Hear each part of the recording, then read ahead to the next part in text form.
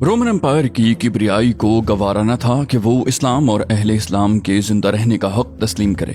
इसलिए उसके कलमरों में रहने वाला कोई शख्स इस्लाम का हल्का बगोश हो जाता तो उसकी जान की खैर न रहती। जैसा कि मान के रोमी गवर्नर हजरत फरवा बिन अमर जुजामी के साथ पेश आ चुका था। इस जुर्रत बेमुहाबा और इस गुरूर बेजा के पेश नज़र रसूलुल्लाह सल्लल्लाहु अलैहि वसल्लम ने सफर 11 हिजरी में एक बड़े लश्कर की तैयारी शुरू फरमाई और हजरत उसामा बिन जैद बिन हारिसा को उसका सिपाह सलार मुकर्रर फरमाते हुए हुक्म दिया कि बल्का का इलाका और दारे रोम की फलस्तीनी सरजमीन सवारों के जरिए रौंदाओ। इस कार्रवाई का मकसद ये था कि रूमियों को खौफजदा करते हुए उनकी हुदूद पर वाक़े अरब कबाइल का एतमाद बहाल किया जाए और किसी को भी तसव्वुर करने की गुंजाइश न दी जाए कि कलीसा के तशद्दुद पर कोई बास पुरस करने वाला नहीं और इस्लाम कबूल करने का मतलब सिर्फ ये है कि अपनी मौत को दावत दी जा रही है। इस मौके पर कुछ लोगों ने सिपा सालार की नौमरी को नुक्ताचीनी का निशाना बनाया और इस मुहिम के अंदर शमूलियत में ताखीर की। इस पर रसूलुल्लाह ने फरमाया कि अगर तुम लोग इनकी सिपाह सालारी पर तानाजनी कर रहे हो तो इनसे पहले इनके वालिद की सिपाह सालारी पर तानाजनी कर चुके हो। हालांकि वो खुदा की कसम सिपा सालारी के अहल थे और मेरे नजदीक महबूब तरीन लोगों में से थे और ये भी उनके बाद मेरे नजदीक महबूब तरीन लोगों में से हैं। बहरहाल सहाबा इकराम हजरत उसामा के गिरदा गिर्द जमा होकर उनके लश्कर में शामिल हो गए और लश्कर रवाना होकर मदीने से 3 मील दूर मकामे जरफ में खैमजन भी हो गया। लेकिन रसूलुल्लाह की बीमारी के मुतल्लिक तशवीशनाक खबरों के सबब आगे न बढ़ सका, बल्कि अल्लाह के फैसले के इंतजार में वहीं ठहरने पर मजबूर हो गया।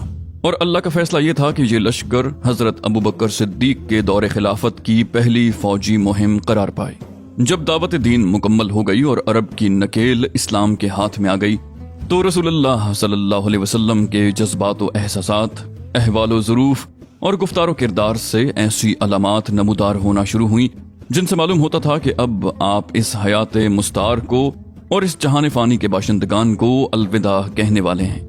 मसलन आप अलैहिस्सलाम ने रमजान 10 हिजरी में 20 दिन एतकाफ फरमाया, जबकि हमेशा 10 दिन ही एतकाफ फरमाया करते थे। फिर जब हजरत जिब्रील ने आप अलैहिस्सलाम को उस साल 2 मरतबा कुरान का दौर कराया, जबकि हर साल एक ही मरतबा दौर कराया करते थे, आपने हज्जतुल विदा में फरमाया, मुझे मालूम नहीं, शायद मैं इस साल के बाद अपने इस मकाम पर तुम लोगों से कभी न मिल सकूं। जुमराए अक़बा के पास फरमाया, मुझसे अपने हज की आमाल सीख लो क्योंकि मैं इस साल के बाद गालिबन हज न कर सकूंगा। आप पर अय्याम तशरीक के वस्त में सूरह नसर नाजिल हुई और इससे आप अलैहिस्सलाम ने समझ लिया कि अब दुनिया से रवानगी का वक्त आन पहुंचा है। अवाइल सफर 11 हिजरी में आप अलैहिस्सलाम दामने ओहद में तशरीफ ले गए और शुहदा के लिए इस तरह दुआ फरमाई गोया जिंदों और मुर्दों से रुखसत हो रहे हों। फिर वापस आकर मिंबर पर फरोकश हुए और फरमाया, मैं तुम्हारा मीरे कारवां हूँ और तुम पर गवाह हूँ।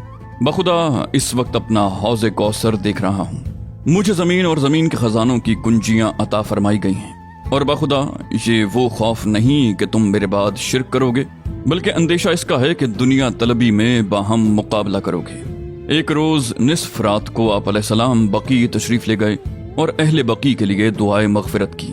फरमाया, ए कब्र वालों, तुम पर सलाम। लोग जिस हाल में हैं उसके मुकाबिल तुम्हें वो हाल मुबारक हो जिसमें तुम हो। फितने तारीक रात के टुकड़ों की तरह एक के पीछे एक चले आ रहे हैं और बाद वाला पहले से ज्यादा बुरा है। उसके बाद ये कहकर अहले कुबूर को बशारत दी कि हम भी तुमसे आ मिलने वाले हैं। 29 सफर 11 हिजरी रोज़े दोशंबा को रसूलुल्लाह एक जनाजे में बकी तशरीफ ले गए।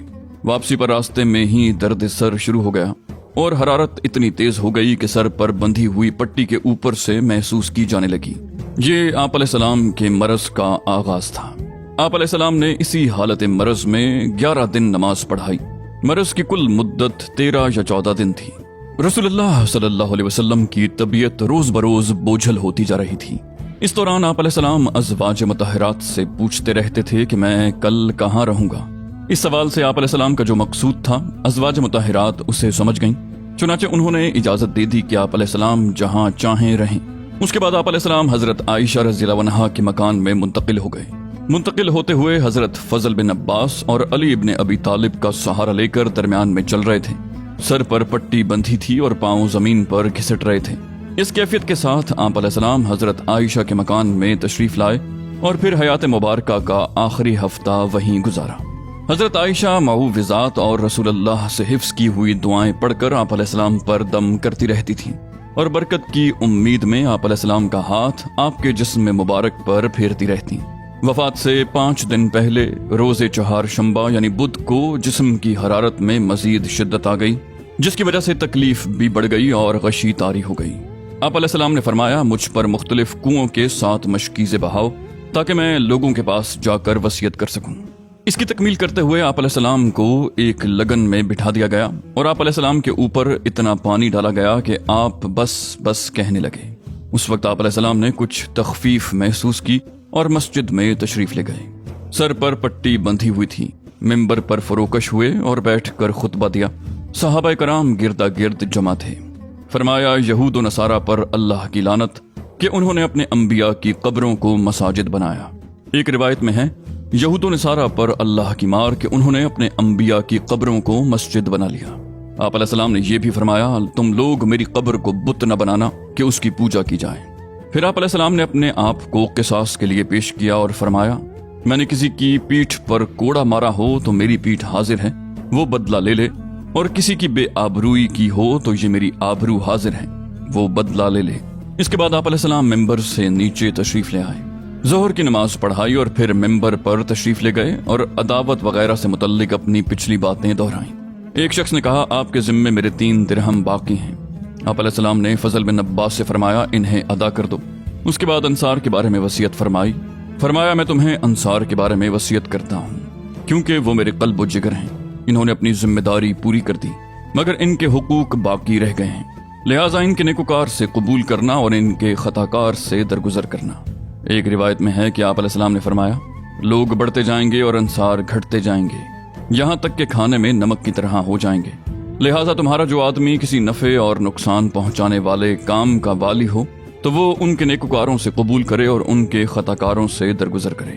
اس کے بعد آپ علیہ السلام نے فرمایا، ایک بندے کو اللہ نے اختیار دیا کہ وہ یا تو دنیا کی چمک دمک اور زینب و زینت میں سے جو کچھ چاہے اللہ اسے دے دے، یا اللہ کے پاس جو کچھ ہے اسے اختیار کر لے، تو اس بندے نے اللہ کے پاس والی چیز کو اختیار کر لیا۔ ابو سعید خدری کا بیان ہے کہ یہ بات سن کر ابو بکر رضی اللہ عنہ رونے لگے اور فرمایا، ہم اپنے ماں باپ سمیت آپ علیہ السلام پر قربان۔ اس پر ہمیں تعجب ہوا، لوگوں نے کہا، اس بڈھے کو دیکھو، رسول اللہ تو ایک بندے کے بارے میں یہ بتا رہے ہیں کہ اللہ نے اسے اختیار دیا کہ دنیا کی چمک دمک اور زینب و زینت میں سے جو چاہے اللہ اسے دے دے، یا وہ اللہ کے پاس جو کچھ ہے اسے اختیار کر لے، اور یہ بڈھا کہہ رہا ہے کہ ہم اپنے ماں باپ کے ساتھ آپ پر قربان۔ لیکن چند دن بعد واضح ہوا کہ جس بندے کو اختیار دیا گیا تھا وہ خود رسول اللہ صلی اللہ علیہ وسلم تھے، اور ابو بکر رضی اللہ عنہ ہم میں سب سے زیادہ صاحب علم تھے۔ پھر رسول اللہ صلی اللہ علیہ وسلم نے فرمایا، مجھ پر اپنی رفاقت اور مال میں سب سے زیادہ صاحب احسان ابو بکر ہیں، اور اگر میں اپنے رب کے علاوہ کسی اور کو خلیل بناتا تو ابو بکر کو خلیل بناتا، لیکن ان کے ساتھ اسلام کی اخوت اور محبت کا تعلق ہے۔ مسجد میں کوئی دروازہ باقی نہ چھوڑا جائے بلکہ اسے لازماً بند کر دیا جائے سوائے ابو بکر کے دروازے کے۔ وفات سے 4 دن پہلے جمعرات کو جبکہ آپ صلی اللہ علیہ وآلہ وسلم سخت تکلیف سے دوچار تھے، فرمایا، لاؤ میں تمہیں ایک تحریر لکھ دوں جس کے بعد تم لوگ کبھی گمراہ نہ ہوگے۔ اس وقت گھر میں کئی آدمی تھے جن میں حضرت عمر رضی اللہ عنہ بھی تھے۔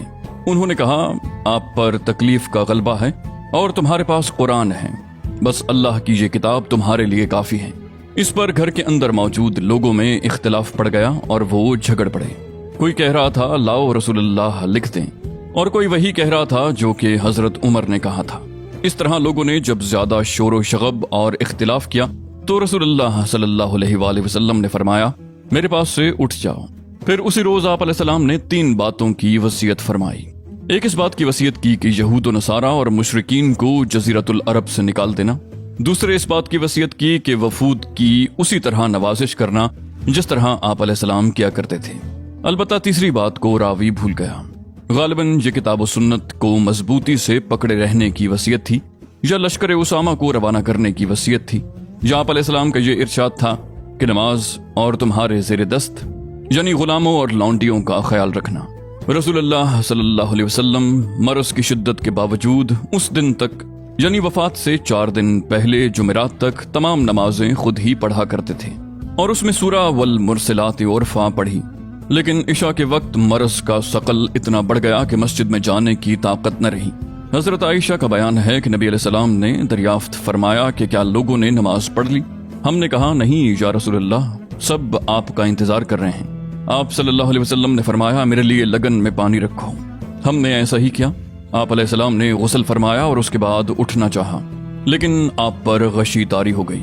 फिर इफाका हुआ तो आप अलैहिस्सलाम ने दरियाफ्त किया क्या लोगों ने नमाज पढ़ ली? हमने कहा नहीं या रसूलल्लाह, सब आपका इंतजार कर रहे हैं। उसके बाद दोबारा और फिर सहबारा वही बात पेश आई जो पहले पेश आ चुकी थी कि आप अलैहिस्सलाम ने गुस्ल फरमाया, फिर उठना चाहा तो आप पर गशी तारी हो गई। बिलाखिर आपने हजरत अबू बकर को कहलवा भेजा कि वो लोगों को नमाज पढ़ाएं। चुनाचे अबू बकर रज़ियल्लाहु अन्हु ने उन अय्याम में नमाज पढ़ाई।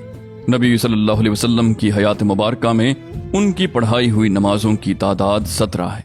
हजरत आयशा रज़ियल्लाहु अन्हा ने नबी सल्लल्लाहु अलैहि वसल्लम से 3 या 4 बार मराजिया फरमाया कि इमामत का काम हजरत अबू बकर की बजाय किसी और को सौंप दें। उनका मंशा ये था कि लोग अबू बकर रज़ियल्लाहु अन्हु के बारे में बदशगुन न हों, लेकिन नबी अलैहिस्सलाम ने हर बार इनकार फरमा दिया और फरमाया तुम सब यूसुफ वालियां हो, अबू बकर को हुक्म दो वो लोगों को नमाज पढ़ाएं। यूसुफ वालियां का हवाला कुछ यूं है। हजरत यूसुफ अलैहिस्सलाम के सिलसिले में जो औरतें अजीज मिस्र की बीवी को मलामत कर रही थीं, वो बज़ाहिर तो उसके फेल के घटियापन का इजहार कर रही थीं, लेकिन यूसुफ अलैहिस्सलाम को देखकर जब उन्होंने अपनी उंगलियां काट लीं तो मालूम हुआ कि ये खुद भी दरपर्दा उन पर फरेफ्ता हैं। यानी वो जबान से कुछ कह रही थी लेकिन दिल में कुछ और ही बात थी। यही मामला यहाँ भी था। बज़ाहिर तो रसूलुल्लाह से कहा जा रहा था कि अबू बकर रकीकुल क़ल्ब हैं, आपकी जगह झगड़े होंगे तो ये गिरिया उजारी के सबब क़िरात न कर सकेंगे या सुना न सकेंगे। लेकिन दिल में यह बात थी कि अगर खुदा न खास्ता हुजूर सल्लल्लाहु अलैहि वसल्लम इसी मरज में रहलत फरमा गए तो अबू बकर रज़ियल्लाहु अन्हु के बारे में नहूसत और बदशगुनी का ख्याल लोगों के दिल में जागुज़ी हो जाएगा। चूंकि हजरत आयशा की इस गुजारिश में दीगर अज़वाज मुतहरात भी शरीक थीं, इसलिए आप अलैहिस्सलाम ने फरमाया तुम सब यूसुफ वालियां हो, यानी तुम्हारे भी दिल में कुछ है और जबान से कुछ कह रही हो। हफ्ते या इतवार को नबी सल्लल्लाहु अलैहि वसल्लम ने अपनी तबीयत में कदरे तखफीफ महसूस की। चुनाचे 2 आदमियों के दरमियान चलकर जोहर की नमाज के लिए तशरीफ लाए।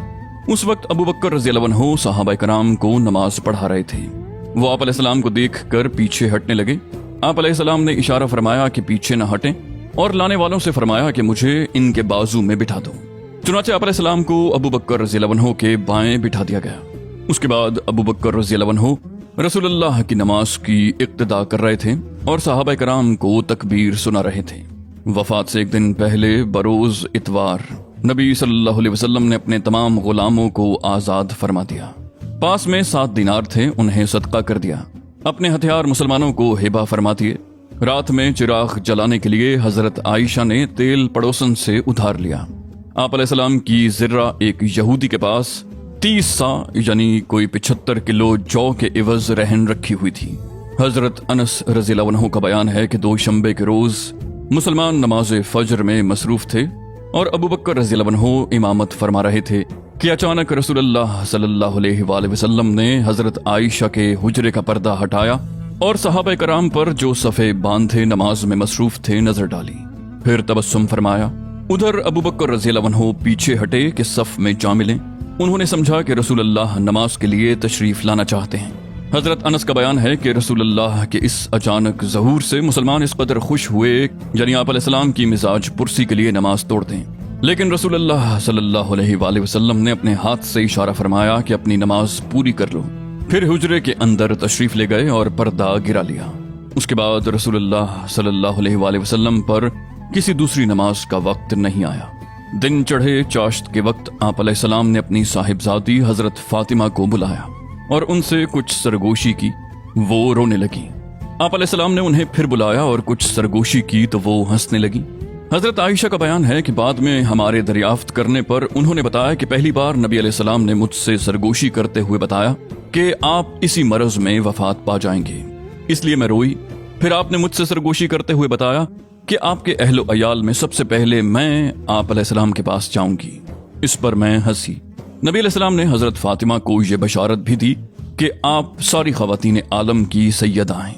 उस वक्त रसूलुल्लाह जिस शदीद कर्ब से दोचार थे उसे देखकर हजरत फातिमा बेसाख्ता पुकार उठी, हाय अब्बाजान की तकलीफ। آپ علیہ السلام نے فرمایا تمہارے ابا پر آج کے بعد کوئی تکلیف نہیں۔ آپ علیہ السلام نے حسن و حسین رضی اللہ عنہما کو بلا کر چوما اور ان کے بارے میں خیر کی وصیت فرمائی۔ ازواج مطہرات کو بلایا اور انہیں واعظ و نصیحت کی۔ ادھر لمحہ بلمحہ تکلیف بڑھتی جا رہی تھی اور اس زہر کا اثر بھی ظاہر ہونا شروع ہو گیا تھا جسے آپ علیہ السلام کو خیبر میں کھلایا گیا تھا۔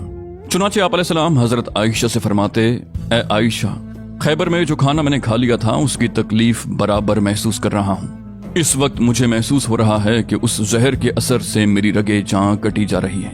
آپ علیہ السلام نے صحابہ کرام کو بھی وصیت فرمائی۔ فرمایا نماز نماز اور تمہارے زیر دست یعنی لونڈی غلام۔ آپ علیہ السلام نے یہ الفاظ کئی بار دہرائے۔ پھر نزا کی حالت شروع ہو گئی اور حضرت عائشہ رضی اللہ عنہا نے آپ علیہ السلام کی اپنے اوپر ٹیک لگوا دی۔ ان کا بیان ہے کہ اللہ کی ایک نعمت مجھ پر یہ ہے کہ رسول اللہ نے میرے گھر میں میری باری کے دن میرے سینے سے ٹیک لگائے ہوئے وفات پائی، اور آپ علیہ السلام کی موت کے وقت اللہ نے میرا لعاب اور آپ علیہ السلام کا لعاب اکٹھا کر دیا۔ ہوا یہ کہ عبد الرحمن بن ابی بکر آپ کے پاس تشریف لائے۔ ان کے ہاتھ میں مسواک تھی اور رسول اللہ صلی اللہ علیہ وسلم مجھ سے ٹیک لگائے ہوئے تھے۔ میں نے دیکھا کہ آپ مسواک کی طرف دیکھ رہے ہیں۔ میں سمجھ گئی کہ آپ علیہ السلام مسواک چاہتے ہیں۔ میں نے پوچھا آپ کے لیے لے لوں؟ آپ علیہ السلام نے سر سے اشارہ فرمایا کہ ہاں۔ میں نے مسواک لے کر آپ علیہ السلام کو دی تو آپ کو کڑی محسوس ہوئی۔ میں نے کہا کہ اسے آپ کے لیے نرم کر دوں؟ آپ نے سر کے اشارے سے کہا ہاں۔ میں نے مسواک نرم کر دی اور آپ علیہ السلام نے نہایت اچھی طرح مسواک کی۔ آپ علیہ السلام کے سامنے کٹورے میں پانی تھا۔ آپ پانی میں دونوں ہاتھ ڈال کر چہرہ پونچھتے جاتے اور فرماتے جاتے تھے، لا الہ الا اللہ، اللہ کے سوا کوئی معبود نہیں، موت کے لیے سختیاں ہیں۔ مسواک سے فارغ ہوتے ہی آپ علیہ السلام نے ہاتھ سے انگلی اٹھائی، نگاہ چھت کی طرف بلند کی اور دونوں ہونٹوں پر کچھ حرکت ہوئی۔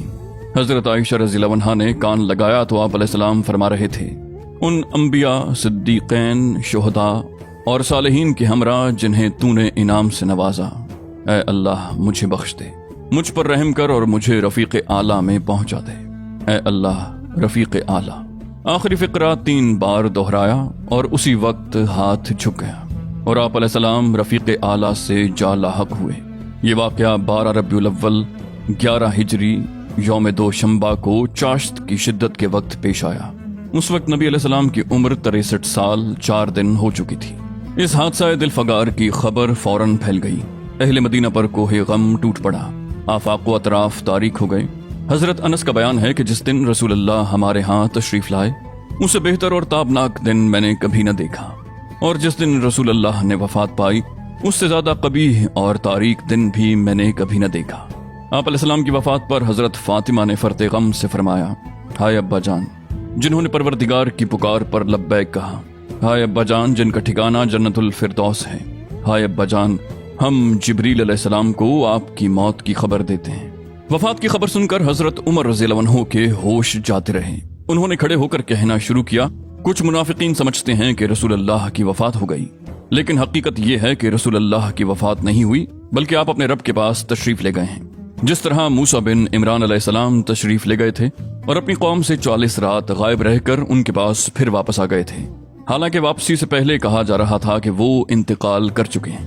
خدا کی قسم رسول اللہ بھی ضرور پلٹ کر آئیں گے اور ان لوگوں کے ہاتھ پاؤں کاٹ ڈالیں گے جو سمجھتے ہیں کہ آپ علیہ السلام کی موت واقع ہو چکی ہے۔ ادھر حضرت ابو بکر رضی اللہ عنہ گھوڑے پر سوار ہو کر تشریف لائے اور اتر کر مسجد نبوی میں داخل ہوئے۔ پھر لوگوں سے کوئی بات کے بغیر سیدھے حضرت عائشہ کے پاس گئے اور رسول اللہ کا قصد فرمایا۔ آپ علیہ السلام کا جسد مبارک دھاری دار یمنی چادر سے ڈھکا ہوا تھا۔ حضرت ابو بکر رضی اللہ عنہ نے رخ انور سے چادر ہٹائی اور اسے چوما اور روئے، پھر فرمایا، میرے ماں باپ آپ علیہ السلام پر قربان، اللہ آپ پر 2 موت جمع نہیں کرے گا، جو موت آپ پر لکھ دی گئی تھی وہ آپ کو آ چکی۔ اس کے بعد ابو بکر رضی اللہ عنہ باہر تشریف لائے۔ اس وقت بھی حضرت عمر لوگوں سے بات کر رہے تھے۔ حضرت ابو بکر نے ان سے کہا، عمر بیٹھ جاؤ۔ حضرت عمر نے بیٹھنے سے انکار کر دیا۔ ادھر صحابہ کرام حضرت عمر کو چھوڑ کر حضرت ابو بکر کی طرف متوجہ ہو گئے۔ حضرت ابو بکر نے فرمایا، اما بعد، تم میں سے جو شخص محمد صلی اللہ علیہ وآلہ وسلم کی پوجا کرتا تھا تو وہ جان لے کہ محمد صلی اللہ علیہ وسلم کی موت واقع ہو چکی ہے، اور تم میں سے جو شخص اللہ کی عبادت کرتا تھا تو یقیناً اللہ ہمیشہ زندہ رہنے والا ہے، کبھی نہیں مرے گا۔ اللہ کا ارشاد ہے، محمد صلی اللہ علیہ وسلم نہیں ہے مگر رسول ہی، ان سے پہلے بھی بہت سے رسول گزر چکے ہیں، تو کیا اگر وہ مر جائیں یا ان کی موت واقع ہو جائے یا وہ قتل کر دیے جائیں تو تم لوگ اپنی ایڑی کے بل پلٹ جاؤ گے؟ اور جو شخص اپنی ایڑی کے بل پلٹ جائے تو یاد رکھے کہ وہ اللہ کو کچھ نقصان نہیں پہنچا سکتا، اور ان قریب اللہ شکر کرنے والوں کو جزا دے گا۔ صحابہ کرام کو جو اب تک فرط غم سے حیران و ششدر تھے، انہیں حضرت ابو بکر رضی اللہ عنہ کا یہ خطاب سن کر یقین آ گیا کہ رسول اللہ صلی اللہ علیہ وسلم واقعی رحلت فرما چکے ہیں۔ چنانچہ حضرت ابن عباس کا بیان ہے کہ واللہ ایسا لگتا تھا گویا لوگوں نے جانا ہی نہ تھا کہ اللہ نے یہ آیت نازل کی ہے، یہاں تک کہ ابو بکر رضی اللہ عنہ نے اس کی تلاوت کی تو سارے لوگوں نے ان سے یہ آیت اخذ کی، اور اب جب کسی انسان کو میں سنتا تو وہ اسی کو تلاوت کر رہا ہوتا۔ حضرت سعید بن مسیب کہتے ہیں کہ حضرت عمر نے فرمایا، واللہ میں نے جو ہی ابو بکر کو یہ آیت تلاوت کرتے ہوئے سنا، انتہائی متحیر اور دہشت زدہ ہو کر رہ گیا، حتیٰ کہ میرے پاؤں مجھے اٹھا ہی نہیں رہے تھے، اور حتیٰ کہ ابو بکر کو اس آیت کی تلاوت کرتے سن کر میں زمین پر گر پڑا، کیونکہ میں جان گیا کہ واقعی نبی صلی اللہ علیہ وسلم کی موت واقع ہو چکی ہے۔ ادھر نبی صلی اللہ علیہ وسلم کی تجہیز و تکفین سے پہلے ہی آپ علیہ السلام کے جانشینی کے معاملے میں اختلاف پڑ گیا۔ ثقیفہ بن سعدہ میں مہاجرین و انصار کے درمیان بحث و مناقشہ ہوا، مجادلہ و گفتگو ہوئی، تردید و تنقید ہوئی، اور بالآخر حضرت ابو بکر رضی اللہ عنہ کی خلافت پر اتفاق ہو گیا۔ اس کام میں دوشنبے کا باقی ماندہ دن گزر گیا اور رات آ گئی۔ لوگ نبی علیہ السلام کی تجہیز و تکفین کی بجائے اس دوسرے کام میں مشغول رہے۔ پھر رات گزری اور منگل کی صبح ہوئی۔ اس وقت تک آپ علیہ السلام کا جسد مبارک ایک دھاری دار یمنی چادر سے ڈھکا بستر پر ہی رہا۔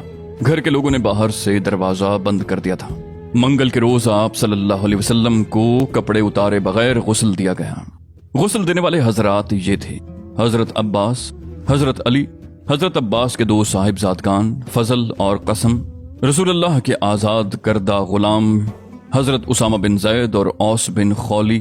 حضرت عباس، فضل اور قسم آپ کی کروٹ بدل رہے تھے۔ حضرت اسامہ اور غلام شقران پانی بہا رہے تھے۔ حضرت علی رضی اللہ عنہ غسل دے رہے تھے، اور حضرت اوس نے آپ کو اپنے سینے سے ٹیک دے رکھی تھی۔ اس کے بعد آپ علیہ السلام کو 3 سفید یمنی چادروں میں کفنایا گیا۔ ان میں کرتا اور پگڑی نہ تھی، بس آپ علیہ السلام کو چادروں میں ہی لپیٹ دیا گیا۔ آپ علیہ السلام کی آخری آرام گاہ کے بارے میں بھی صحابہ کرام کی آراء مختلف تھیں، لیکن حضرت ابو بکر نے فرمایا کہ میں نے رسول اللہ کو یہ فرماتے ہوئے سنا ہے کہ کوئی نبی بھی فوت نہیں ہوا مگر اس کی تدفین وہیں ہوئی جہاں فوت ہوا۔ اس فیصلے کے بعد حضرت ابو طلحہ نے آپ علیہ السلام کا وہ بستر اٹھایا جس پر آپ علیہ السلام کی وفات ہوئی تھی، اور اسی کے نیچے قبر کھود دی۔ قبر لحد والی یعنی بغلی کھودی گئی تھی۔ اس کے بعد باری باری 10 صحابہ کرام نے حجرہ شریف میں داخل ہو کر نماز جنازہ پڑھی۔ کوئی امام نہ تھا۔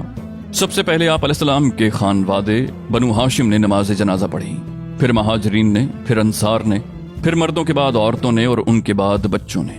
نماز جنازہ پڑھنے میں منگل کا پورا دن گزر گیا اور چہارشنبہ یعنی بدھ کی رات آ گئی۔ رات میں آپ علیہ السلام کے جسد پاک کو سپرد خاک کیا گیا۔